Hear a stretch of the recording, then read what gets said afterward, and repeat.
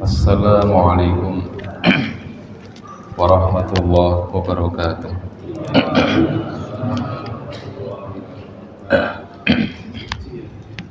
Innal hamdalillah nahmaduhu wa nasta'inuhu wa nastaghfiruh wa na'udzu billahi min shururi anfusina wa sayyiati a'malina. May yahdihillahu fala mudilla lahu wa may yudlil fala hadiya lahu. Asyhadu an la ilaha illallah wahdahu la syarika lah wa asyhadu anna Muhammadan abduhu wa rasuluh la nabiyya wa la rasula ba'dah.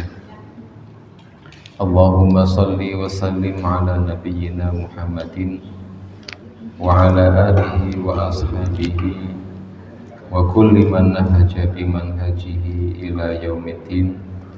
Rabbi shrah li sadri wa yassir li amri wahlul 'uqdatam min lisani yafqahu qawli, amma ba'd. Hadirin wal hadirat rahimani wa rahimakumullah. Alhamdulillahirabbil alamin. Kita bersyukur kepada Allah atas segala limpahan nikmat dan karunia-Nya. Salawat dan salam kita haturkan untuk Nabi Muhammad sallallahu alaihi wasallam.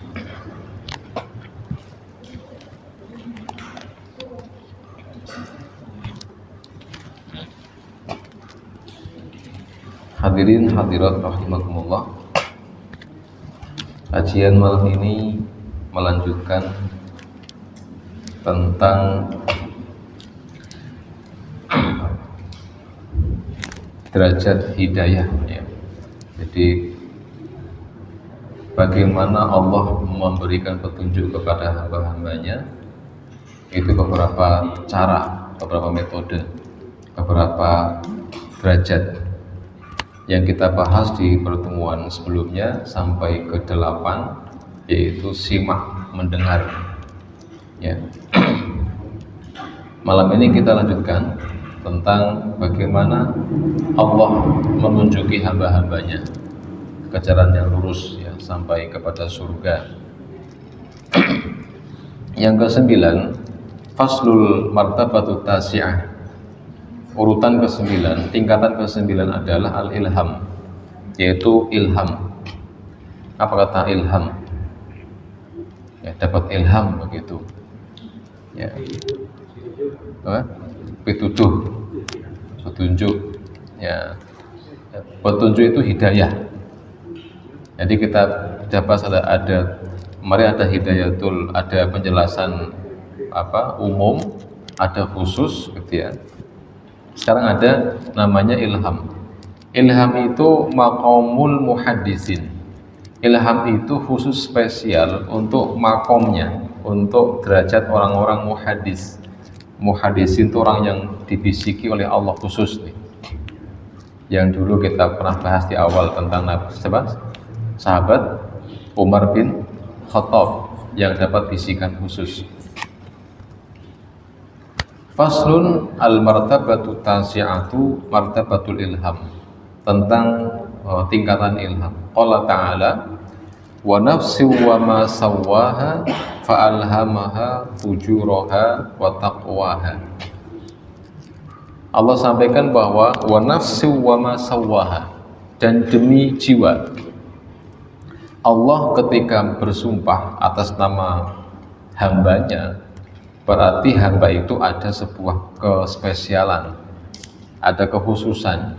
Ada wasyamsi wa duhaha, ada wal qamari, ada wal duha, ya, ada watin, demi buah tin, wa zaitun, begitu.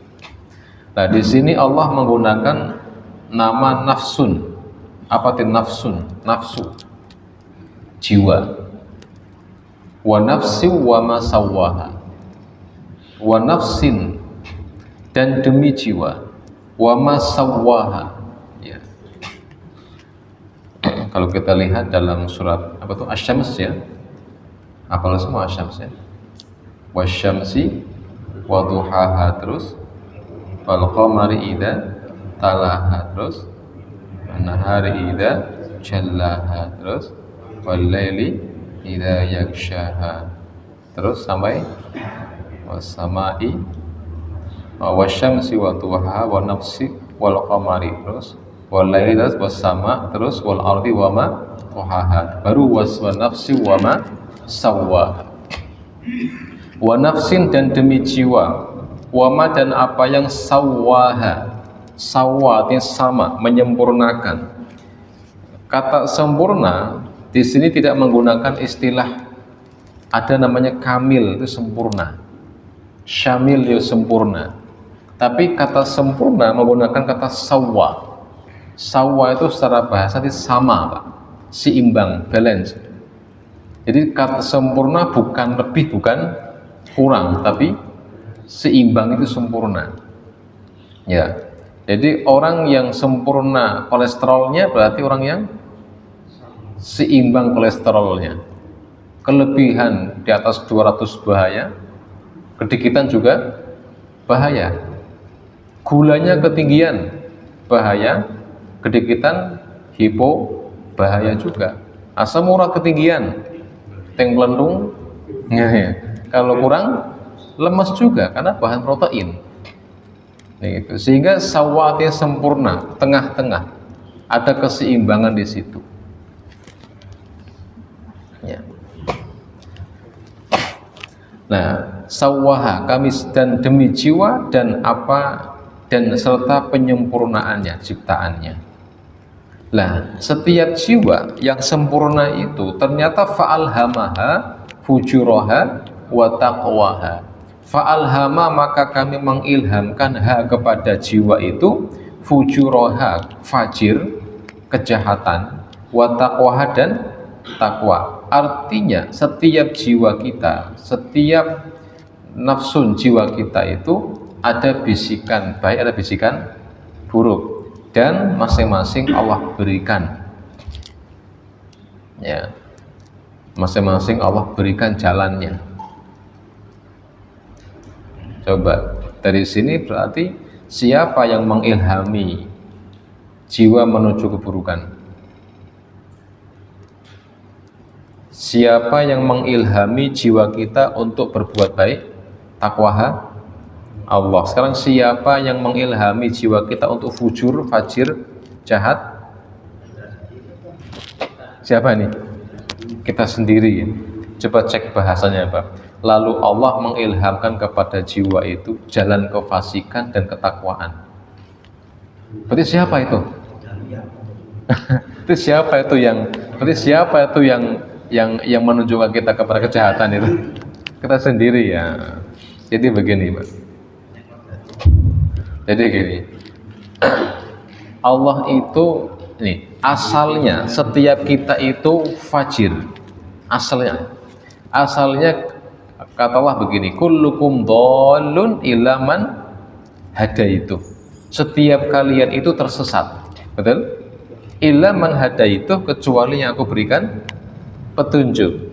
Artinya maksud dari kata Allah menunjuki fajir adalah Allah membiarkan dia fajir. Kita itu di dalam kondisi yang gelap hari ini. Ini gelap.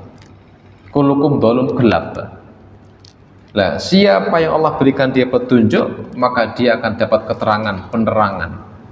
Dan siapa yang Allah biarkan dalam keadaan gelap, ya dia gelap terus. Jadi Allah nggak menciptakan kegelapan. Gelap itu efek tidak ada cahaya. Ya. Sekarang sih kenapa dia kok nggak dapat hidayah? Dia memilih pada kegelapan. Ya dia pilih sendiri. Jadi pilihan berbuat fajir itu pilihan dia. Karena Allah telah kasih tahu untuk ikut yang terang. Ini loh ada cahaya, nggak mau sudah begitu. Maka fa'alhamaha, maksud dari kata Allah mengilhami manusia fujuroha. Fajir adalah membiarkan dia berbuat fajir. Maka beruntunglah bagi kita yang Allah ilhami berbuat baik, Pak. Kita masih ingat hadisnya, man yuridillah bihi khairan yufaqihu fiddin. Siapa yang menginginkan, siapa yang Allah inginkan kebaikan untuk dirinya, maka Allah akan pahamkan dia agama. Kenapa agama? Karena agama adalah nur, ilmu adalah cahaya. Ketika orang dapat cahaya, maka dia dapat petunjuk arahan, begitu. Itu takwa. Wa qala Nabi sallallahu alaihi wasallam li Husain bin Mundhir al-Huzai, alamma aslama qul Allahumma alhimni rusydi wa qini syarri nafsi. Rasulullah pernah menyampaikan kepada seorang sahabat namanya Husain bin Mundhir al-Huzai. Itu ketika beliau masuk Islam, Rasulullah ngajari doa kepada beliau. Ini bagus doa ini, Pak. Ini kalau mau dihafal bagus doanya. Doa ini pernah sering kita pakai ketika pengajian. Allahumma alhimni rusydi. Ya Allah, ilhamkan kepadaku petunjuk untukku. Wa qini syarra nafsi, dan lindungilah aku dari kejahatan diriku sendiri. Coba kalau kita sering dengar innal hamdalillah nahmaduhu wa nasta'inuhu wa nastaghfiruh wa na'udzu billahi min, nah itu, wa na'udzu billahi min syururi anfusina, kami berlindung kepada Engkau dari kejahatan jiwa kami sendiri. Karena apa? Innan nafsan la amaratum bisu, karena sejatinya nafsu kita, jiwa kita itu lebih cenderung kepada keburukan, Kita itu kalau tanpa ilmu, tanpa petunjuk, mesti nyasar. Sudah pasti itu. Ya. Maka kita mohon kepada Allah untuk dijaga dari segala kesesatan. Ya. Kemudian, waqad ja'ala sahibul muna manazil ilham wa maqamul muhaddisin. Dan Allah memberikan sebuah makom tertentu orang-orang yang mereka memang dapat ilham. Wa huwa fawqa maqamil firasah, di atas makom, di atas derajat firasat. Ada derajat firasat, ada derajat ilham, Mbak. Kalau firasat itu di bawahnya ilham, sama-sama dari Allah. Nabi sebut apa? Kata Rasul, ittaqu firasatal mu'min. Takutlah, hati-hatilah dengan firasat orang beriman. Fa innahu yanzuru binurillah, karena mereka melihat dengan cahaya Allah. Dengan cahaya Allah. Itu firasat. Tapi ternyata firasat itu masih di bawahnya ilham. Ilham di atasnya. Rubbama waqa'at nadiratun wastus ibad ala sahibiha waqtan awis ta'sot alaihi wa ilhamu la yakunu illa fi maqamin atid. Jadi ilham itu memang khusus untuk orang-orang yang tinggi ini. Contoh gini ya, ilham siapa contohnya? Umar, tuh dapat ilham. Nabi Musa juga ilham, ya. Wa imma min ghairil mukallafin ka qouli ta'ala wa auha rabbuka ilan nahli an ittakhidhi minal jibali buyutan. Allah juga pernah menyampaikan ilhamnya kepada hewan. Contoh nahl. Tahu nahl apa? Lebah. Lebah itu dikasih ilham oleh Allah untuk membuat rumah di hutan, jibal, gunung-gunung. Anittakhidhi minal jibali buyutan. Jadikanlah rumahmu di gunung-gunung. Itu Allah perintahkan. Minasyajar, di pohon-pohon. Berarti kalau maunya lebah di mana? Di gunung, di pohon. Nah, sekarang banyak lebah yang makan gula. Ya, diternak di gula, makan gula, madu gula akhirnya. Jadi gitu. Nanti nggak alami lagi, sudah ya alami tapi nggak alami. Jadi gula itu madu asli, tapi aslinya asli karena dikasih makan gula itu. Apa namanya, lebahnya itu nggak alami, nggak hutan ya, nggak liar.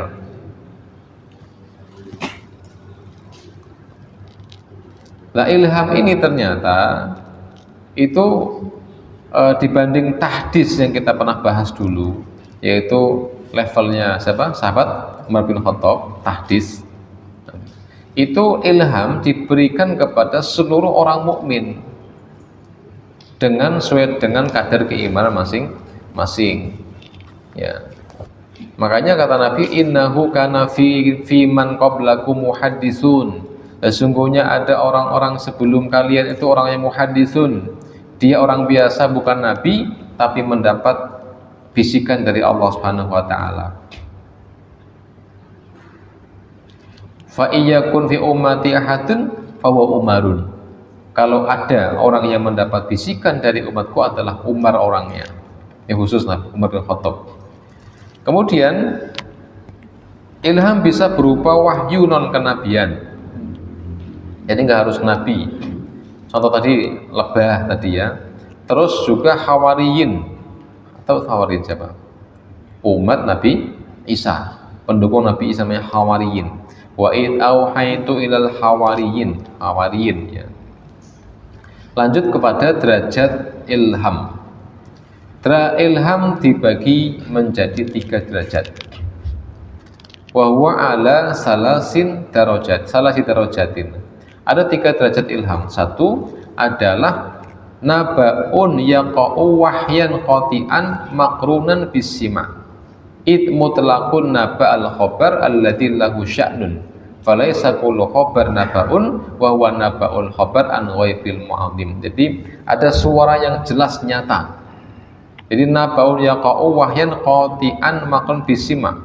Ada rasa bisikan yang langsung terdengar oleh telinga. Yang pernah enggak? Nah, digituin.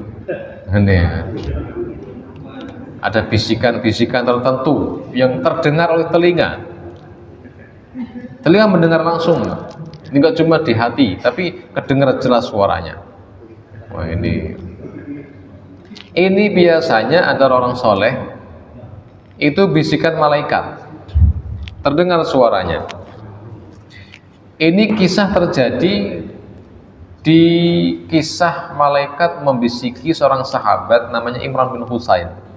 Ada sebuah hadis tentang bisikan malaikat kepada sahabat Imran bin Husain. Ya. Ini contoh. Jadi gini, Mbak. Ini hadis sahabat spesial nih. Imran bin Husain itu seorang sahabat yang sering mendengar suara salam, tapi nggak ada orangnya. Kapan jenengan, Mbak? Mempelayu misalnya gitu. Ini salam tapi nggak ada orangnya. Nah, kalau Rasulullah itu Imran nanya ke Rasulullah siapa sebenarnya yang sering salam ke saya? Kata Rasul itu malaikat. Oh, khusus nih. Jadi Imran bin Husain khusus dia dapat salam dari malaikat itu sering, Pak.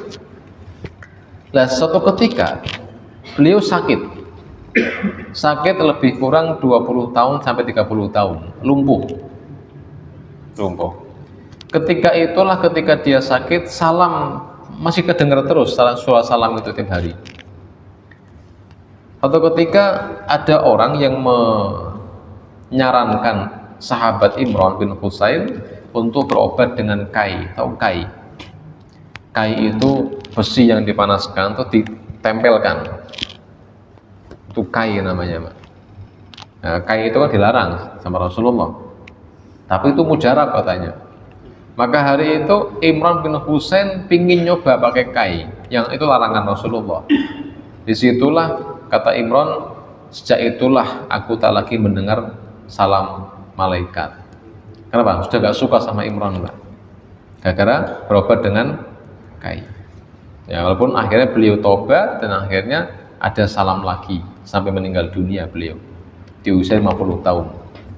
Ya. Itu contoh sahabat yang mendengar suara salam dari malaikat. Yang kedua ada suara batin, bukan suara jelas. Khitabu yulqa fil qalbi. Jadi rasa di hati kayak dibisiki gitu. Lah ini setiap orang bisa ada.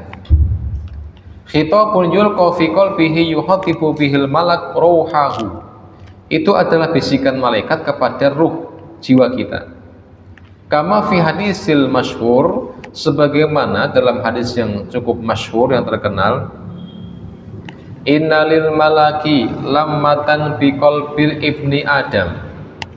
Sesungguhnya yang namanya malaikat itu punya lammah.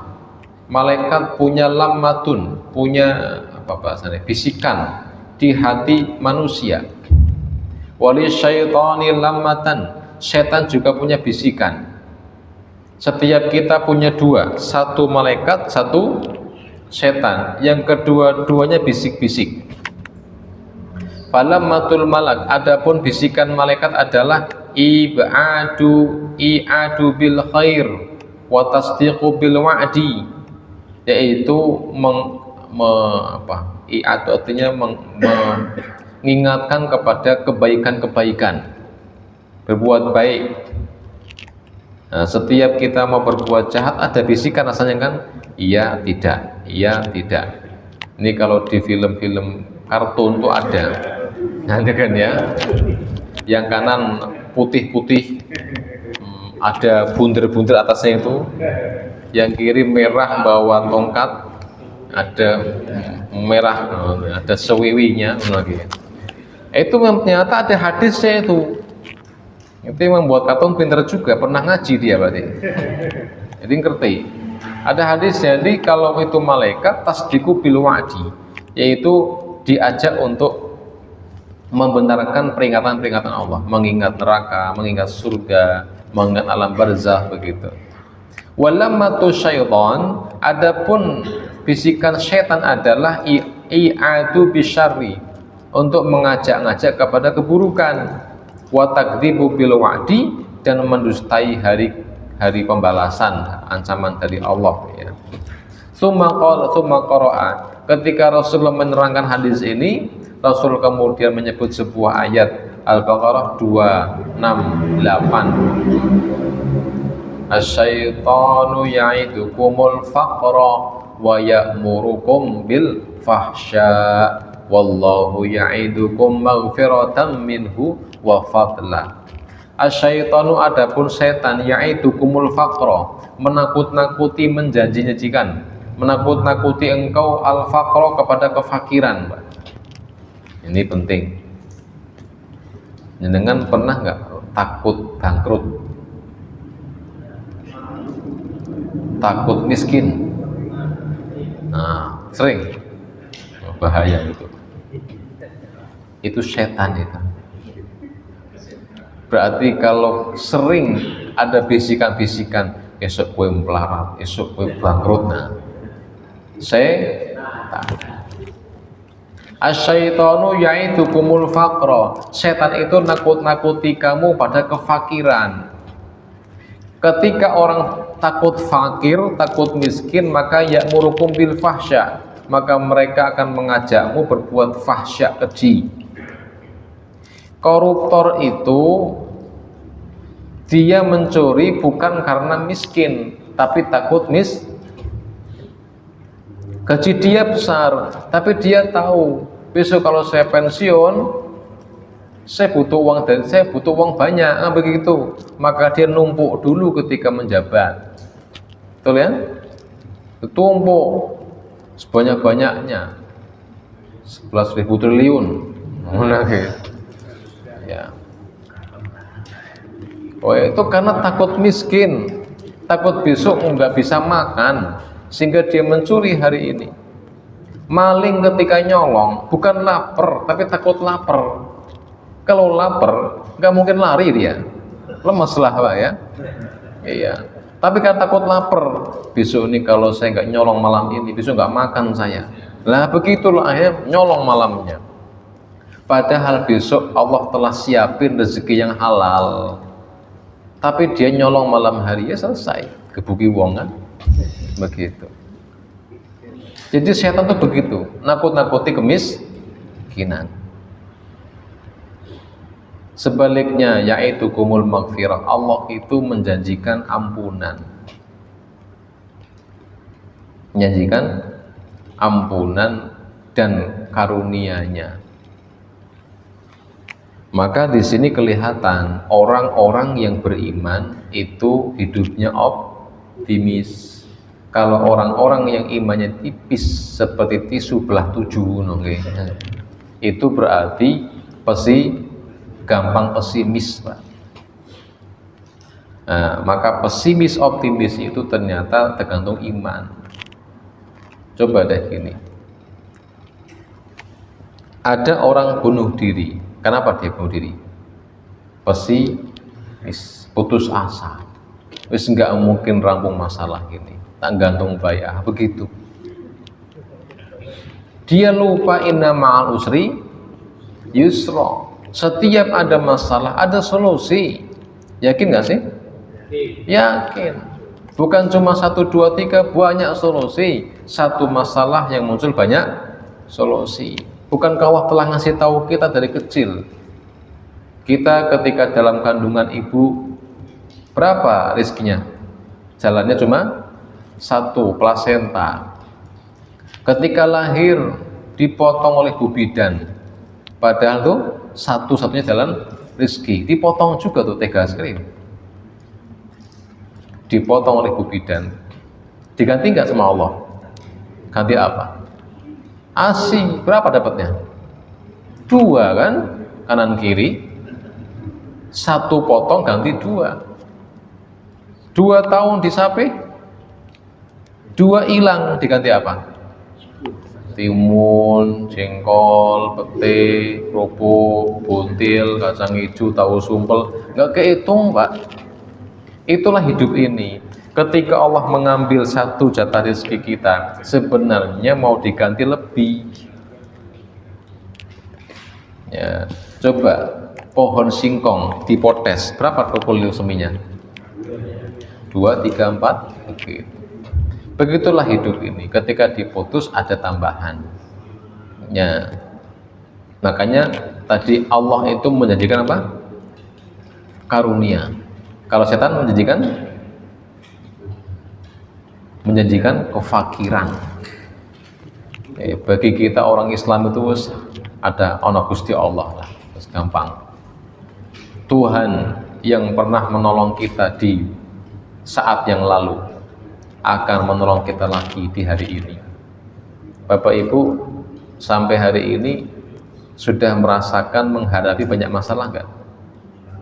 Banyak ya. Dulu pernah nggak jangan ada masalah besar dan jangan bingung rampung nggak, begitu nggak? Terus rampung nggak akhirnya? Rampung juga kan? Selesai kan? Selesai. Begitulah selanjutnya. Hal yang pernah kita takuti hari itu telah kita lewati, dan yang kita takuti hari ini pun akan kita lewati. terus sampai seperti itu. Kenapa? Allah masih ada. Makanya enak jadi orang mukmin itu enak, beriman itu enak. Qul huwallahu ahad, katakanlah Allah itu esa. Allahus somad, Allah tempat kita bergantung. Terus kepenak. Apapun masalahnya, Allah solusinya. Kepenak. Itu jadi setan membisik-bisiki kita susah, kita fakir, Allah membisiki kita fadla karunia. Nah, tergantung siapa kita nih. Kalau hati kita imannya tipis, yang bisiki siapa? Setan. Coba sekarang kita bisa introspeksi. Kita lebih optimis atau pesimis hari ini? Ayo, itu untuk mengukur iman jenengan tuh. Kalau pesimis berarti iman tipis. Kalau optimis imannya tebal. Ya, coba tak sampaikan lagi. Rasulullah Muhammad sallallahu alaihi wasallam sama kita itu lebih banyak masalah siapa? Rasul kita. Rasul kan ya. Iya. Tapi yang lebih mumet siapa? Kita apa Rasul? Kita. Kenapa kok kita? Imannya tipis. Lah bayangin Rasul itu, bayangin Pak, dalam perang Khandaq. Dalam perang Khandaq itu Rasulullah itu kan bayangin loh, 3 bulan nggak makan layak, makanya daun-daunan. Mending kalau daun singkong enak tuh. Ini daun-daun anggur, bayangin kan kasar itu, direbus begitu. 3 bulan nih Pak, para sahabat. Di saat susah begitu, kan mau dikepung pasukan Ahzab itu. Di saat susah seperti itu, Nabi malah mengatakan, besok kita akan menaklukkan Romawi dan Persia. Romawi kan negara adidaya hari itu. Juga begitu Persia, negara besar. Kalau sekarang itu yo Amerika Cina gitu loh bahasanya. Itu bayangkan kondisi susah, jangan untuk besok makan enak. Besok perang menang kalah kita nggak tahu. Masih mikir besok kita perang lawan Romawi menang, Pak. Padahal besok deket-deket ini mau lawan Mekah aja bingung. Tapi mengatakan besok kita menang lawan Romawi dan Persia. Kalau jenengan ada di hari itu, percaya nggak sama Rasulullah? Ya Rasul jangan bercanda ya Rasulullah. Besok aja kita nggak tahu nih besok menang atau kalah melawan pasukan Ahzab yang segitu besarnya. Begini loh bahasanya, seperti orang yang bangkrut, habis rumah yang dijual disita oleh bank, habis semuanya, terus dia di pinggir jalan ngomong, besok mau beli Alphard loro. Itu yang dengar gimana jenengan Pak? wes nganu kayak pedot kayak Pak. Wes pedot kayak wae. Begitu Rasul begitu loh Pak. Lah jangan-jangan kalau kita di zaman itu Rasul pedot kayak ngono Pak. Sebegitu. Lah bayangin lagi hidup susah, makannya nggak ada, menang besok atau gimana, malah mikir besok perang sama Romawi, yang sama kaca belum selesai. Inilah bedanya iman kita Pak. Lihat para sahabat, ketika perang Ahzab terjadi, coba di Quran itu ayat yang Allah kisah perang yang Allah abadikan tuh di antara perang Ahzab, perang sekutu. 10.000 pasukan Mekah gabungan lawan Rasulullah di Madinah dikepung itu. Dengan teks falamma ra'al mu'minunal ahzaba. Ya. Jadi ketika kaum mukminin, orang-orang beriman, ra'al mu'minunal al ahzaba. Ahzab. Ya.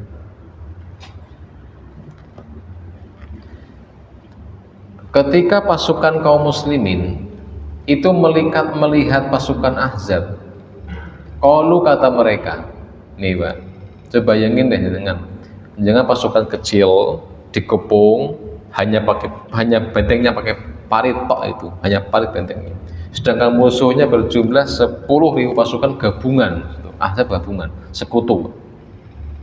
Gimana dengan datang pasukan ramai itu, grup gitu, gimana Pak? Ngumpet.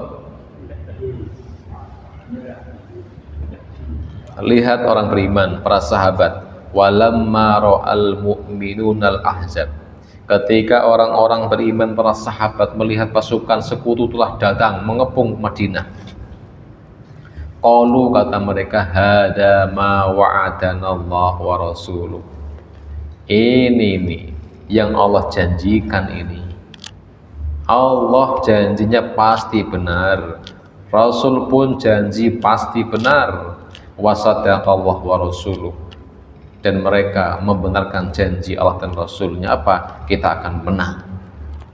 Wis jelas pasukan segitu banyaknya Pak, kita akan menang pokoknya ini. Wa ma zadahum illa imanan wa taslima, dan jumlah besarnya pasukan musuh nggak menambah selain iman dan berserah diri. Ini orang beriman Pak, optimis. Jalan kemenangan sangat sempit, tapi bagi mereka pasti menang. Ya, tadi loh bahasa kita pedot ke wong gawis ngono Pak. Ya, imannya beda. Ini orang iman tinggi Pak, optimis hidupnya. Ya. Lanjut tadi, itu bedanya ya. Waqala, selanjutnya, wa idh yuhi rabbuka ilal malaikati inni ma'akum fasabbitul ladina amanu. Juga ternyata para malaikat itu membisik-bisikkan dalam benak kaum muslimin. Ya, idh yuhi rabbuka ilal malaikati inni ma'akum, aku bersama kalian. Fasabbitul ladina amanu, maka kemudian mereka menguatkan orang-orang yang beriman. Ketika perang dan perang, para malaikat di dalam hati kaum muslimin menguatkan, kamu jangan takut, ala takhafu wala tahzanu. Itu bisikannya.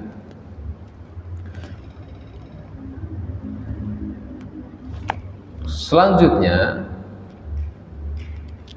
namun selain ada bisikan dari malaikat, ada juga bisikan dari jin. Maka hati-hati, tidak semua bisikan dari malaikat dari Allah, jangan-jangan dari jin. Ya'iduhum wa yumannihim wa ma ya'iduhumus syaitanu illa ghurura. Setan menjanjikan mereka dengan membangkitkan angan-angan. Ya. Ini setan. Jin sama setan bedanya apa? Setan itu jenisnya jin, paham ya? Jin itu jenis, jin manusia, hewan itu jenis jin. Lah setan itu bagian bangsa jin. Nah, setan itu ada yang dari jin, ada dari manusia. Pokoknya kalau ngajak-ngajak maksiat namanya setan. Alladzi yuwaswisu fi sudurin minal jinnati, yang membisiki hati kita berbuat jahat, itulah setan, baik jinnati, jin atau wanas dan manusia. Kok bisikan jahat? Berarti setan. Entah itu bisikan yang nampak atau enggak nampak. Ketika istri ngajak-ngajak berbuat jahat, Mas, eman-eman gue Mas, serangan fajar atau sewu tompo wae Mas, karena itu berambang ya Mas, setan. Itulah setan. Ya. Jadi ada suara bisikan setan, jin di sini maksudnya. Yaitu bisa suara langsung suara didengar suaranya.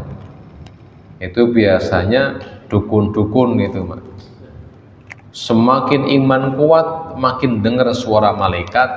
Semakin hilangnya iman hilang, maka semakin dengar suara jin. Saya mendengar bisik-bisik kok. Bisikannya itu saya suruh ke gunung apa? Ini bisikan dari Allah kemungkinan.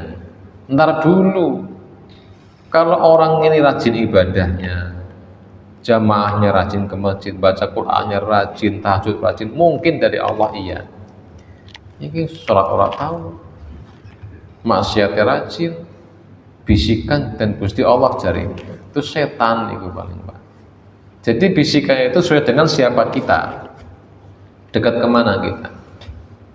Ya, ini bisa dari setan. Dan ternyata bisikan juga bisa dari jiwa itu sendiri, ilham dari diri sendiri, bisikan dari batin. Ya, ini yang dialami oleh orang-orang yang mereka sering melatih batinnya, ilmu batin, kebatinan. Ya, bukan dari Allah, tapi dari diri sendiri. Dia mendoktrin dirinya sampai dia yakin dengan sesuatu sehingga muncul bisikan sendiri gitu loh. Coba contoh paling gampang gini. Dengan pernah nggak pas dulu mau nikah sama si fulanah, si yang dinikahi hari ini, terus ada bisikan nama-nama itu di telinga. Iya, pernah nggak? Lagi santai, lagi tidur atau setengah tidur, dibisik-bisik nama itu. Siapa namanya? Siapa namanya contohnya? Contoh siapa namanya? Yang dinikahi? Ya contoh aja, contoh paling gampang yang contoh ponijem begitu Pak. Ponijem begitu. Ya itu sebenarnya bukan dari malaikat, bukan dari Allah, tapi hati kita, hatinya sudah cinta dengan nama itu karena sering mendengar nama itu. Coba deh jenengan kalau mencintai orang, ketika nama itu disebut ada rasa nggak Pak? Ada kan, semenggerang kan, ada getaran pasti kan begitu ya.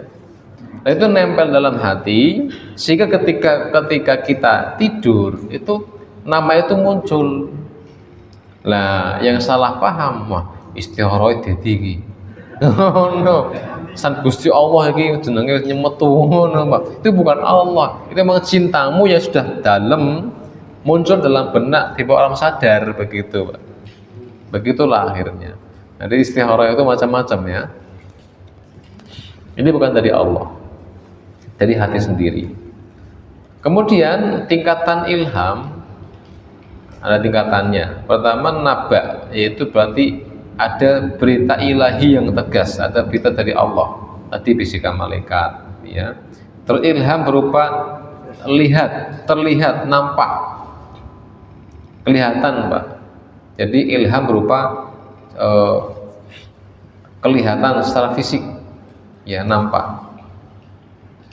Tanda-tandanya nih Pak, ilham berupa penyaksian hati, musyahadah, ayan, berarti bisa melihat. Itu kalau satu, ini ilham beneran dari Allah. Satu, tidak menyingkap aib. Kalau sampai membongkar aib orang, itu bukan dari Allah, itu setan boleh. Yang kedua, tidak melampaui batas syariat. Jadi bisikan itu nggak sampai melewati hukum syariat. Contoh yang dulu Bang sampaikan, ada orang yang katanya dapat ilham mencongkel mata anaknya gitu loh Pak. Dan dilakukan juga kan akhirnya, dicongkel juga itu. Lah itu nggak ilham, itu bisikan setan itu. Yang ketiga, jadi tidak pernah salah. Bisikan itu nggak salah. Ya. Ini khususan orang-orang soleh ini.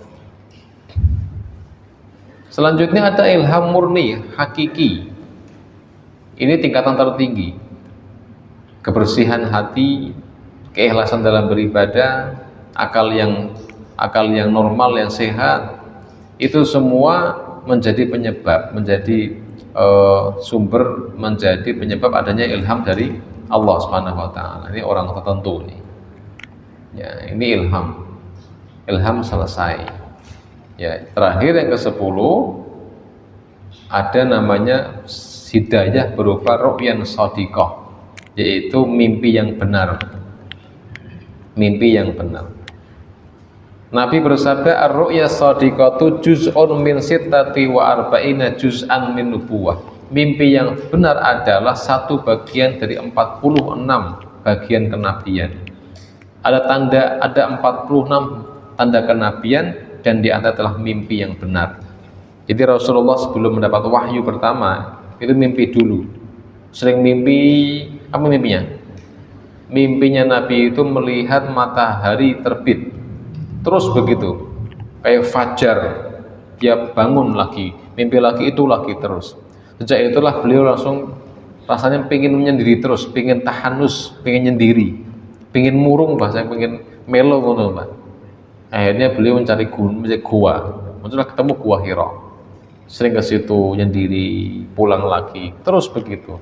Itu dimulai dari mimpi yang benar.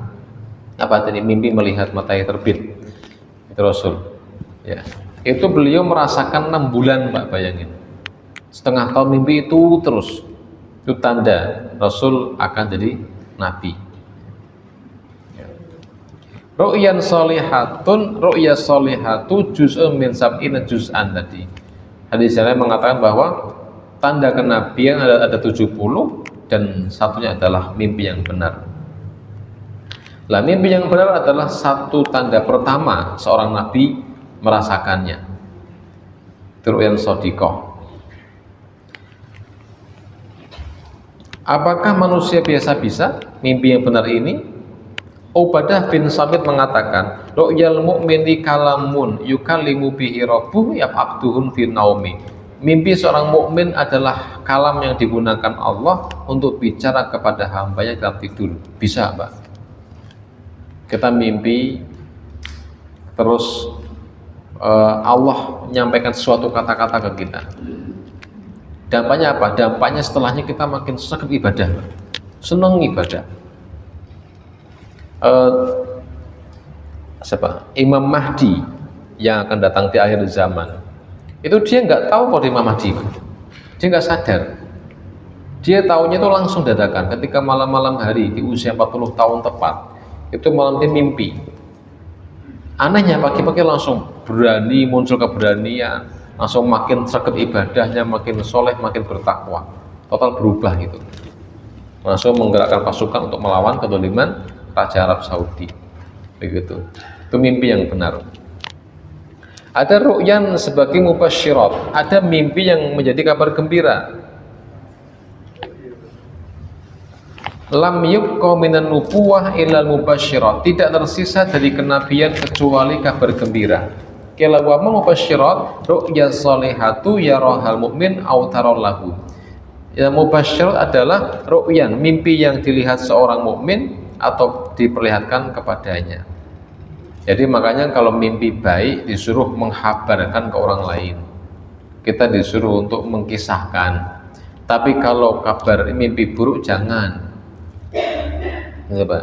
Dan kita tahu loh, kebiasaan Nabi Muhammad setelah subuh jamaah ngapain coba? Di masjid. Bukan pengajian, Mas. Jadi kalau setelah subuh ada kuliah subuh itu enggak sesuai sunnah Rasulullah, enggak nyunah. Jadi habis subuh ngapain? Ngobrol. Karena kalau pengajian turu paling. Ayo, kenyataan nggak kalau besok tidur pengajian gitu, ya kan? Sing guyu ngelakoni gimana? Aja subuh pengajian turu. Rasul tahu itu, sehingga kalau subuh nggak pengajian tapi ngobrol, diskusi tapi keagamaan. Apa diskusinya? Masalah mimpi. Ya, mimpi apa tadi malam? Mimpi ini Nabi ceritain, Nabi tafsirkan mimpinya, Pak. Oh, maksudnya begini. Kamu gimana begini? Ada sahabat Nabi namanya Ibnu Umar. Itu nggak pernah mimpi, Pak. Sampai akhirnya doa biar mimpi. Agar apa? Agar punya konten, ada alasan untuk ketemu Rasulullah untuk ngobrol. Nah, saya kok nggak pernah mimpi, gimana ini? Doa dia, ya Allah semoga saya bisa mimpi malam ini, biar besok pagi saya ketemu Rasul bisa ngobrol. Mimpi bener, Pak. Apa? Lihat neraka. Misalnya ini neraka, Pak. Wah, ngeri, ada orang masuk sumur dibakar begitu. Waduh.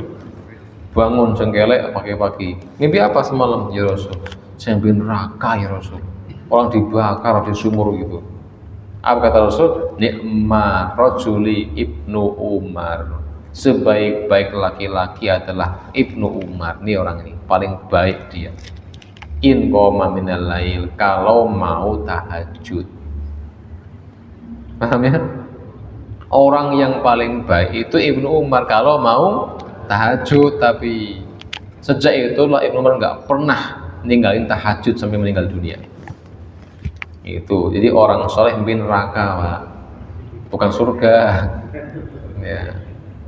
Pernah mimpi neraka ini? Nggak pernah? Oh, saya pernah, Pak. Wong soleh pernah. Ya saya pernah begitu. Saya pernah mimpi neraka tuh ngeri, Pak. Saya tidur tuh dibawa ke sebuah tempat, itu ada orang ditidurkan di atas batu, tuh dibakar. Waduh, merinding saya, Pak, lihatnya. Ya, saya mimpi 2 kali. Satu mimpi kiamat, saya pernah melihat matahari terbit dari sebelah barat. Wah, orang lari semua, ngeri juga. Terus kiamat, terus neraka juga pernah. Yang belum saya surga, belum saya. Ya. Mimpi surga sih nggak mau kembali lagi lah ya, nggak mau balik lagi ke dunia. Ini mimpi. Jadi kalau mimpinya indah, Rasul malah seneng diceritain. Saat Nabi kemudian ditafsirkan apa maksudnya apa. Tapi kalau mimpi yang jelek, buruk, jangan, nggak usah. Membuat hati sedih, membuat murung, nggak semangat, ya. Mimpi bangkrut, mimpi kebakaran, yang begitu aja ya. Mimpi kebakaran, jangan dipikirkan. Terus ru'yan shadiqah tidak mungkin menyalahi wahyu. Kalau itu benar-benar mimpi dari Allah, tidak mungkin melawan wahyu atau melawan Al-Quran. Maka setiap mimpi kita yang menyelisihi syariat mesti dari setan, bukan dari Allah. Tidak mungkin Allah masa nyuruh yang nggak baik, ya, itu nggak masuk akal.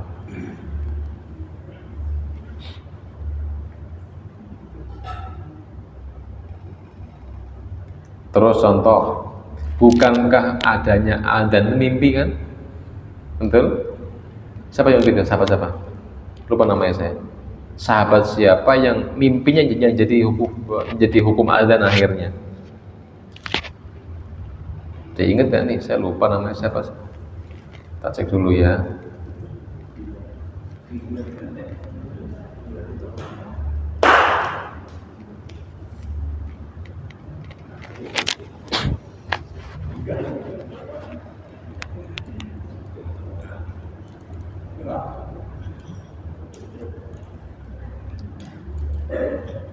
Abdullah bin Zaid al-Ansari, ya. Siapa? Abdullah bin Zaid al-Ansari, hadis Abu Dawud.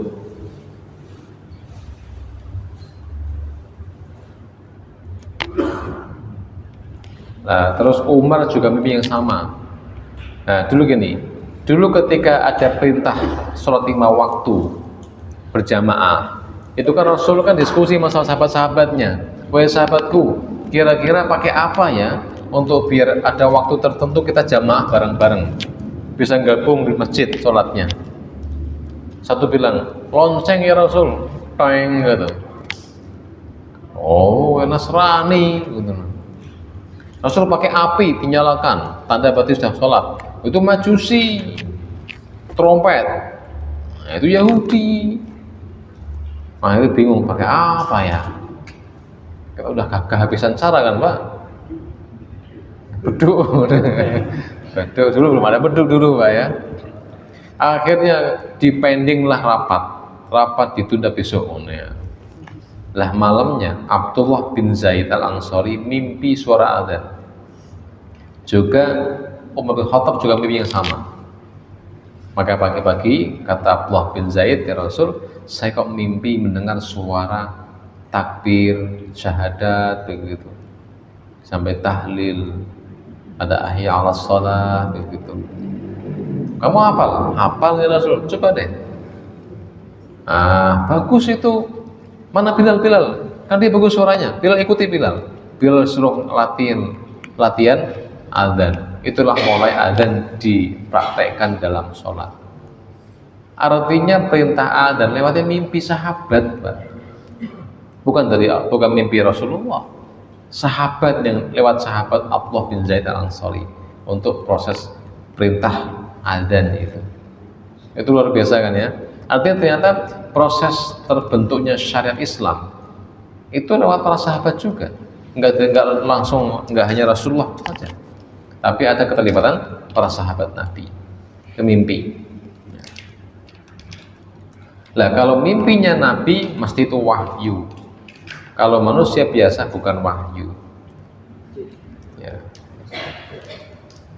Ada 3 tadi, ru'yan minallah, ada mimpi dari Allah. Kedua, ru'yan min tahzini syayatin, ada mimpi dari setan.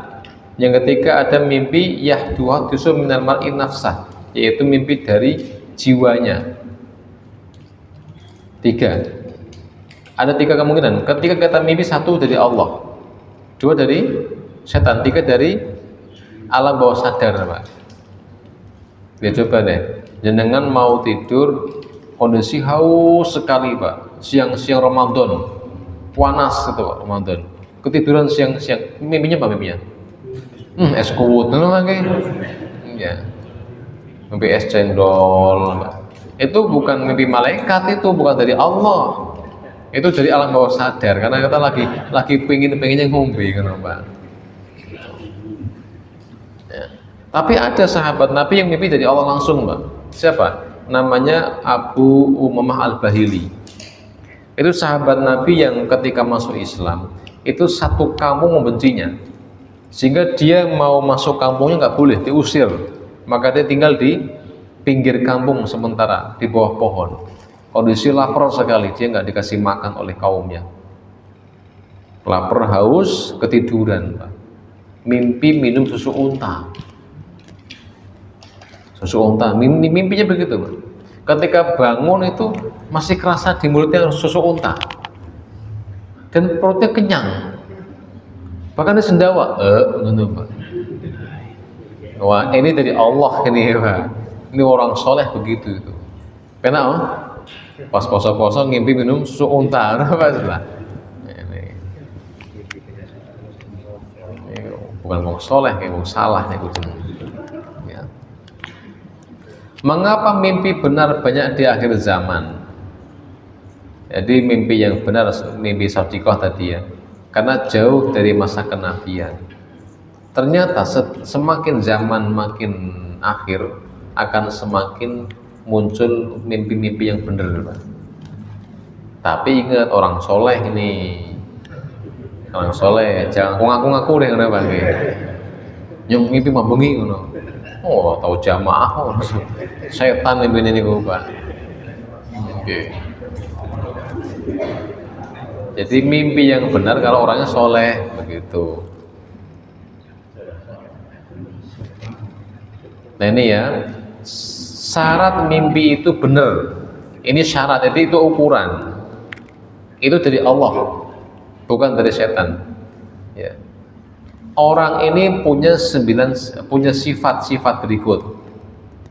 Ya, ini orang kalau dia itu orang ini dikatakan mimpinya benar kalau dia punya sifat 1, jujur. Sering ngapusi yo enggak. Ngimpi ini ngapusi mesti otomatis. Ya, enggak mungkin jujur. Maka 1, orangnya jujur, terkenal jujur, enggak pernah bohong. Mimpinya mungkin dipercaya, Pak. Yang kedua, makanan dia halal. Korupsi mana mungkin mimpi baik. Seneng ngapusi, korupsi pula. Ya bagaimana mau mimpi yang benar? Itu setan semua itu mimpinya, Pak. Ini kalau dari Allah itu apa cirinya? Orang jujur. 2, makannya halal. Ketiga, menjaga syariat, artinya menjaga aturan Islam. Mana halal, mana haram, dia hati-hati. Kemudian tidurnya dalam keadaan berwudu. Tidurnya baru ngombe miras. Tidur, Pak. Ngimpi itu setan itu, Pak, bukan Allah. Jadi mimpinya adalah tidur yang suci. Terus berzikir la ilaha illallah, la ilaha illallah, tidur dong. Ya, maka mimpi itu mungkin dari Allah. Ini melihat apa, mimpi akan ada apa, itu bisa aja jadian, bisa aja jadi begitu. Itu kalau orang yang baik, ya. Coba, jangan punya nggak sifat tadi, jujur, makanannya halal, menjaga aturan-aturan agama, tidurnya sudah wudu, zikir, belum jangan, angel, ora bakal berarti jangan, Pak. Oke. Pertama, jujur, yo cocok ngapusi, makanan halal, yo moto-moto haram sidik-sidik lah, oke.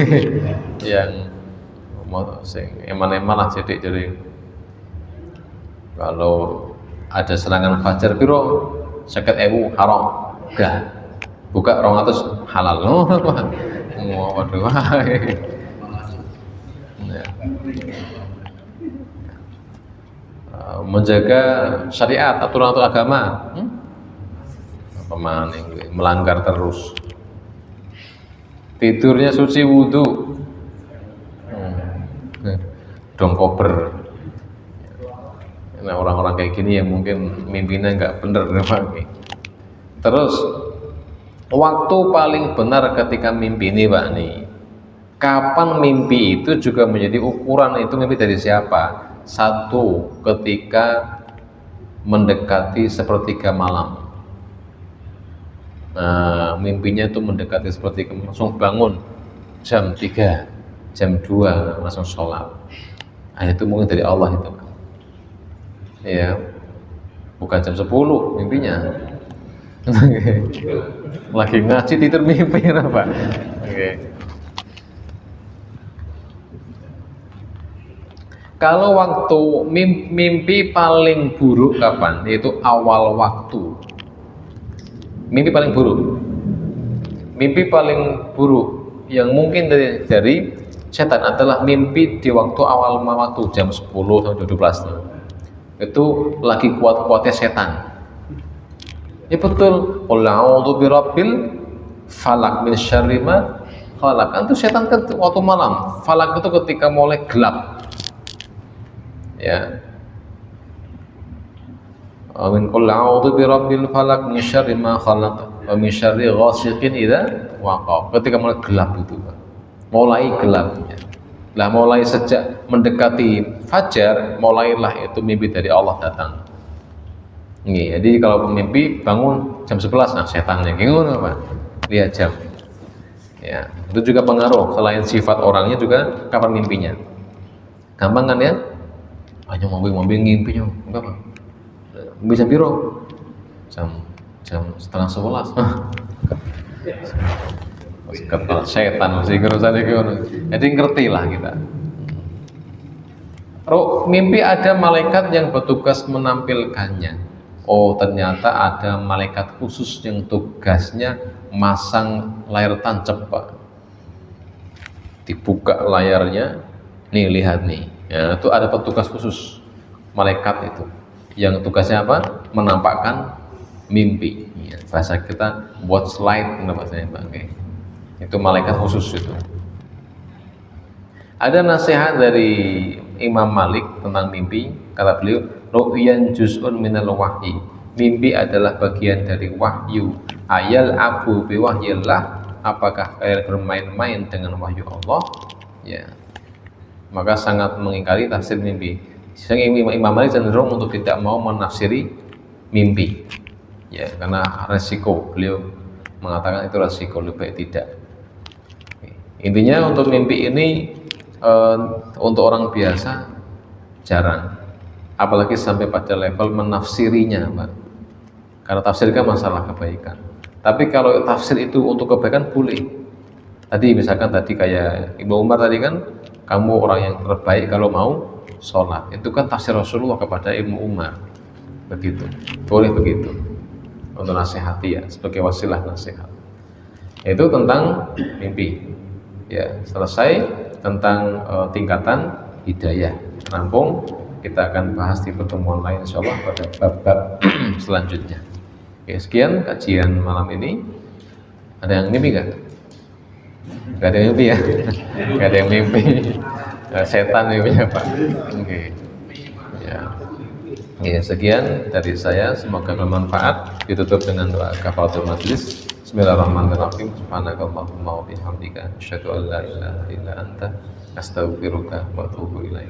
Assalamualaikum warahmatullahi wabarakatuh.